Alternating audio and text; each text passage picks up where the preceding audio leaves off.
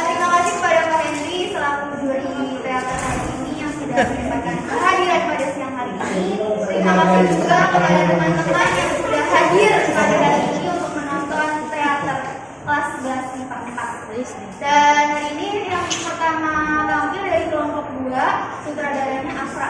Ini kelompok? Iya, kelompok 2 dapat yang pertama, Pak. Pak, Iya, peran. Pak, ekspektasinya jangan terlalu tinggi ya. Hah?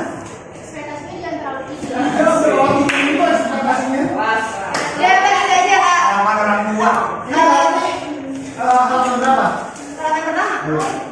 Karena pemilu yang juga udah mulai siang, jadi Sore ya, Mas. ayo Pak, udah Kak. Jadi kita mulai aja ya. Oke. Oke, langsung.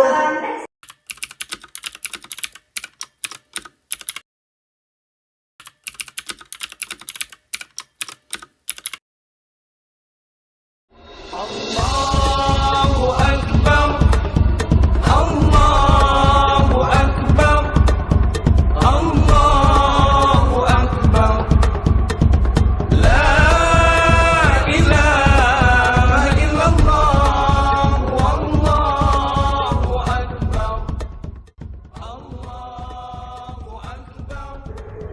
Ibu masih berpikir lagi. Malam hari raya, Narto. Dengarlah suara beduk itu bersaut-sautan. Pada malam hari raya seperti inilah ayahmu pergi dengan tidak meninggalkan sepatah kata pun. Ayah, Keesokan harinya hari raya. Selesai sholat ku ampuni dosanya. kenapa ibu masih ingat lagi masa lampau itu? Mengingat orang yang sudah tidak ingat lagi kepada kita. Aku merasa bahwa ia masih ingat kepada kita. Mintarsi kemana, Bu? Mintarsi keluar tadi menghantarkan jahitan, Narto. Mintarsi masih juga mengambil upah jahitan, Bu. Bukankah seharusnya ia tidak usah lagi membanding tulang sekarang? Biarlah, Narto. Karena kalau ia sudah kawin nanti, kepandaian tidak akan sia-sia. Sebenarnya ibu mau mengatakan kalau penghasilanku tidak cukup untuk membiayai makan kita sekeluarga kan, Bu? Bagaimana dengan lamaran Mintarsi, Bu? Mintarsi nampaknya belum mau bersuami, Narto. Tapi dari pihak orang tua anak lelaki terus saja mendesak ibu. Apa salahnya, Bu? Mereka uangnya banyak. Hah? Uang, Narto? Maaf, Bu, bukan maksudku untuk menjual adikku sendiri.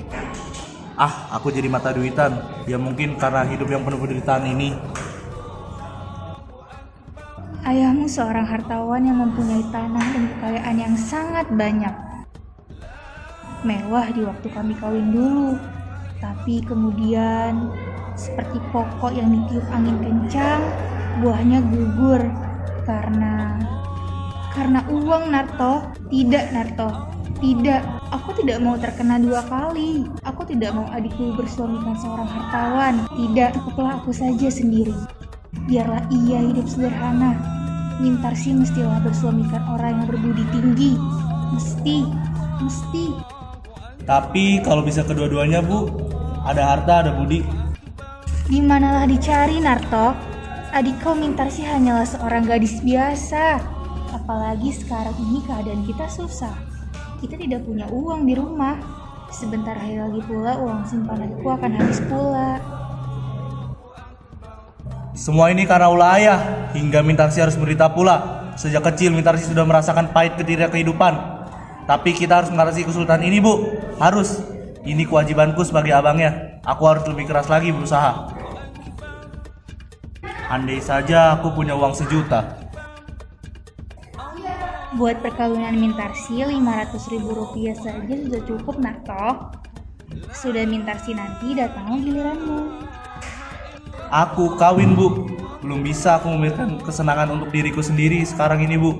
Sebelum saudara-saudaraku senang dan ibu mengecap kebahagiaan atas jerih payahku. Aku sudah merasa bahagia kalau kau bahagia, Narto. Karena nasibku bersuami tidaklah baik benar. Dan kata orang, bahagia itu akan turun kepada anaknya. Malam hari raya sewaktu ia pergi itu, tak tahu apa yang mesti aku lakukan. Tapi Maimun lambat benar pulang hari ini, Bu. barangkali banyak yang harus ia kerjakan, karena katanya mungkin bulan depan dia naik gaji.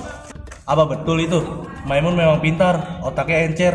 Tapi karena kita tak punya uang, kita tidak bisa membiayai sekolahnya lebih lanjut lagi.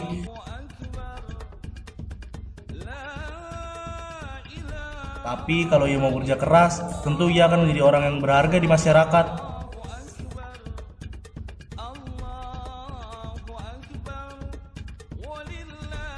Narto, siapa gadis yang sering kulihat bersepeda bersamamu? Ah, dia cuma teman, Bu. Tapi ibu rasa pantas sekali ia buat kau, Narto. Meskipun ibu rasa dia bukan orang yang rendah seperti kita derajatnya, tapi kalau suka... Ah, buat apa memikirkan kawin sekarang, Bu? Mungkin kalau 10 tahun lagi, kalau semuanya sudah beres. Tapi kalau minta si nanti sudah kawin, kau mesti juga, Narto. Kau kan lebih tua. Waktu ayahmu pergi pada malam hari raya seperti itu, peluk kalian anak-anakku hilang akalku. Sudahlah, Bu. Buat apa mengulang kaji lama? Assalamualaikum, nama menunggu, Bu, Bang. Ah, tidak. Agak lambat hari ini, Mun. Di mana kau berbuka puasa tadi? Kerja lembur, Bu. Alhamdulillah, tadi aku sudah berbuka puasa bersama kawan di kantor. Bu, minta sih kemana ya? Menghantarkan jahitan. Bang, ada barangnya nih. Tadi pagi, aku berjumpa dengan seorang bapak tua yang serupa dan ayah. Oh, begitu. Iya, waktu Pak Tirto berbelanja di pasar tadi pagi, tiba-tiba ia berjumpa dengan seorang bapak tua, kira-kira berumur 60 tahun. Pak Tirto kaget juga, karena bapak tua tersebut serupa dan Raden Saleh. Namun, bapak tua tersebut menyingkirkan diri, lalu menghilang di kerumunan orang banyak. Ah, tidak mungkin dia ada di sini. Aku kira juga dia sudah meninggal dunia atau keluar negeri. Sudah 20 tahun semenjak dia pergi pada malam hari raya seperti ini. Tapi, ada orang mengatakan dia di Singapura, Bu. Tapi itu sudah 10 tahun yang lalu. Waktu itu kata orang dia mempunyai toko yang sangat besar di sana. Dan kata orang juga yang pernah melihat hidupnya sangat mewah. Iya, tapi anaknya makan lumpur. Tapi kemudian tak ada lagi sama sekali kabar apapun tentang ayahmu. Apalagi sudah perang saat ini, di mana kita dapat bertanya? Bagaimana rupa yang sebenarnya, Bu? Waktu ia masih muda, ia tak suka belajar. Tak seperti kau, ia lebih suka berfoya-foya. Ayahmu pada masa itu sangat disegani orang. Ia suka meminjamkan uang ke sana kemari, dan itulah. Selama hari raya ini berapa hari kau libur, Mun? 2 hari, Bang.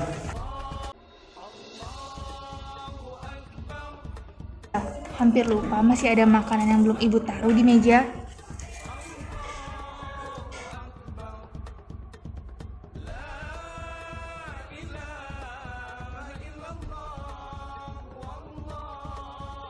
Pak Tirto bertemu dengan orang itu kapan, Mun? Kemarin sore, Bang. Kira-kira jam 4:30. Bagaimana pakaiannya? Pakaiannya sudah tidak bagus lagi. Kopiahnya sudah hampir memutih. Oh, begitu. Iya, kau masih ingat rupa ayah, Bang? Tidak ingat lagi aku. Mestinya Bang ingat, karena umur Abang pada saat itu sudah 8 tahun. Aku saja masih ingat, walaupun samar-samar. Sudah ku bilang tidak ingat lagi aku. Pak Tirto banyak ceritanya tentang ayah. Ya, kata orang ayahmu seorang yang baik hati. Jika ia berada di sini sekarang, di rumah ini, besok hari raya, tentu ia bisa bersenang-senang dengan anak-anaknya. Mintarti seharusnya sudah pulang sekarang. Jam berapa sekarang ini? Bang Narto, ada kabarnya lagi nih. Tadi pagi aku berjumpa dengan seorang India. Dia mengajarkan aku bahasa Urdu dan aku mengajarkan dia bahasa Indonesia. Baguslah itu, kau memang harus mengumpulkan ilmu sebanyak-banyaknya supaya nanti kau dapat dibanggakan kalau bisa jadi orang yang sangat berguna bagi masyarakat. Dan seperti aku ini hanya lulusan sekolah rendah.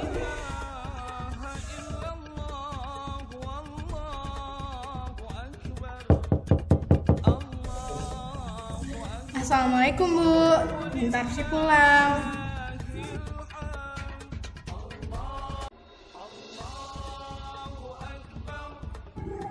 Sudah berbuka puasa semuanya? Tadi kami menunggu kau, tapi lama benar. Makanlah apa yang kau lihat di luar. Waktu saya lewat di situ tadi, Bang Narto, dengarlah dulu. Ya, aku dengar. Ada orang tua di ujung jalan ini. Dari jembatan sana melihat-melihat ke arah rumah kita. Nampaknya seperti seorang pengemis. Ya, kenapa semua jadi diam? Orang tua, bagaimana rupanya? Hari agak gelap, jadi tidak begitu terjelas kelihatannya. Tapi orangnya tinggi, kurus, bajunya kotor, dan rambutnya agak ikal. Coba aku lihat.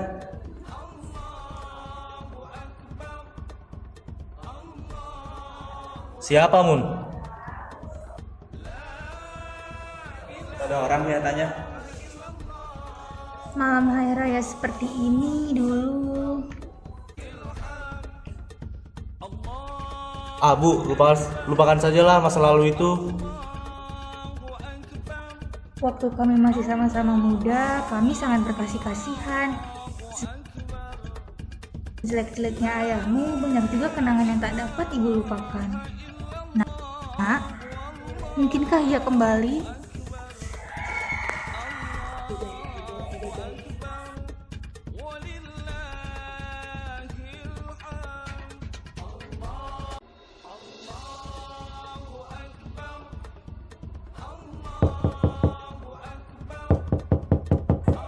Assalamualaikum. Assalamualaikum. Apa benar di sini rumahnya Nyonya Saleh?